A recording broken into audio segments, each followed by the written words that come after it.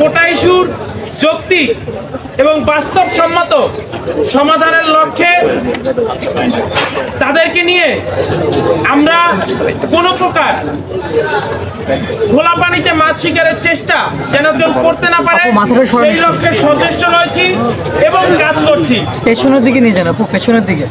বিভিন্ন সঠিক তথ্য উপাত্ত লিফলেট আকারে তাদের সামনে তুলে ধরে আমরা তারা যেন কোনো ভুল পথে পা না বাড়ায়, কারো কোনো ষড়যন্ত্রের জালে জড়িয়ে ফেলে নিজেদের ভবিষ্যৎ জীবনকে বিনষ্ট না করে এবং এই দেশ আমাদের, এই দেশ সকল শিক্ষার্থীদের, এই বিষয়টিকে মাথায় রেখে দেশমাতৃকার রক্ষার স্বার্থে দেশের সুষ্ঠু সুন্দর শান্তির যে নির্বিঘ্ন পরিবেশ সেটিকে বজায় রাখার লক্ষ্যে এই বাংলার শিক্ষার্থীরা, কোমলমতি শিক্ষার্থীরা যেন কোনো বেআইনি কাজে যুক্ত না হয় এবং সাধারণ মানুষের প্রতিও তাদের যে দায়বদ্ধতা, দায়িত্ববোধ রয়েছে সেটিকে হৃদয়ে ধারণ করে তারা যেন নিজেদের দায়িত্বশীল আচরণের মধ্যে সংক্ষিপ্ত রাখেন।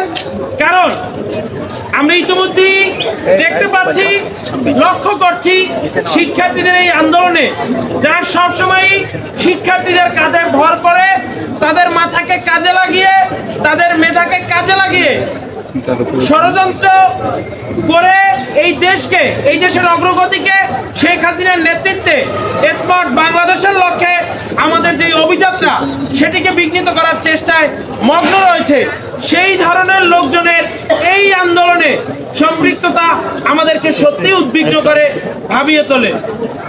আমরা ছাত্র সমাজের পক্ষ থেকে, প্রগতিশীল ছাত্রদের পক্ষ থেকে স্পষ্টত বলতে চাই, জানিয়ে দিতে চাই, কোটা আন্দোলনের নাম করে শিক্ষার্থীদের এই আন্দোলনে যদি কেউ কোনোভাবে বাহাত ঝুঁকিয়ে দেশের শান্ত পরিবেশকে অশান্ত করার চেষ্টা করে সেটির ফলাফল কিন্তু ভালো নয়। নারী কোটা নিয়েও একটি নির্দিষ্ট শ্রেণীর কতিপয় লোকের, গুটি কয়েক লোকের আস্ফলন আমরা দেখতে পাচ্ছি। আমি প্রশ্ন রাখতে চাই, এদেশের নারীরা যদি কোনো সুবিধা পায় সেটি কি শুধুমাত্র আপনার আমার বোনই পাবে বা আপনার আমার মা মেয়েই পাবে? এটি সকল নারীদের জন্য সমানভাবে প্রযোজ্য।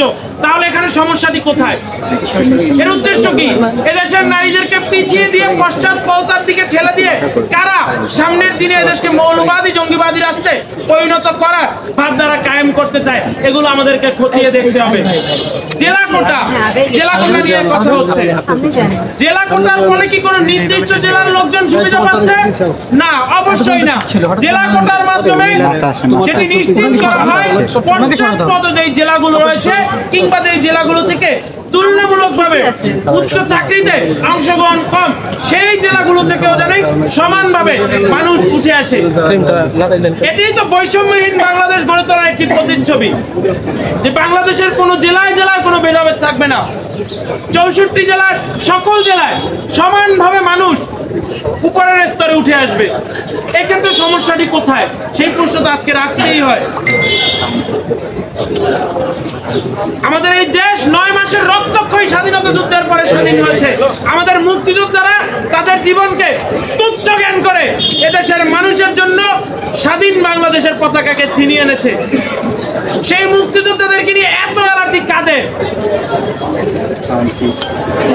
মুক্তিযোদ্ধাদের ব্যতীত বাংলাদেশ, মুক্তিযোদ্ধাদের ব্যতীত স্বাধীন বাংলাদেশের লাল সবুজ পতাকা কল্পনা করা অসম্ভব।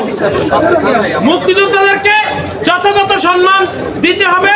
মুক্তিযোদ্ধাদেরকে অবজ্ঞা বা কটাক্ষ করে কোনো প্রকার আস্ফলন এই বাংলার মাটিতে সহ্য করা হবে না। আদিবাসীদের জন্য, ক্ষুদ্র নৃগোষ্ঠীদের জন্য কোটা ব্যবস্থার সংরক্ষণে সমস্যা কোথায়? আমরা কি চাই না এই দেশ পাহাড়ের মানুষের যেমন সমতলের মানুষেরও তেমন? এই নীতিটিকে আমরা বিশ্বাস করি না। তুমি কে আমি কে, সাঁওতাল, মান্ডি, পাহাড়ি, বাঙালি, এই কথাগুলোকে হৃদয়ে ধারণ করতেই খুব বেশি কষ্ট হয়। কাদের কষ্ট হয়? ক্ষুদ্র নৃগোষ্ঠীর কিংবা আদিবাসীদের আমাদের স্বাভাবিক সুস্থ সমাজ দ্বারায় তাদের ভারসাম্য বজায় রাখার জন্য অবশ্যই আদিবাসী কোটার প্রয়োজন রয়েছে। প্রতিবন্ধীরা আমাদের সন্তান, তারাও আমাদের জীবনের এই সমাজ ব্যবস্থার অবিচ্ছেদ্য অংশ। প্রতিবন্ধীদের কোটাকে অবশ্যই নিশ্চিত করতে হবে, তারাও যেন সমাজে ন্যূনতম নিরাপত্তাটুকু পায়, সুরক্ষাটুকু পায়।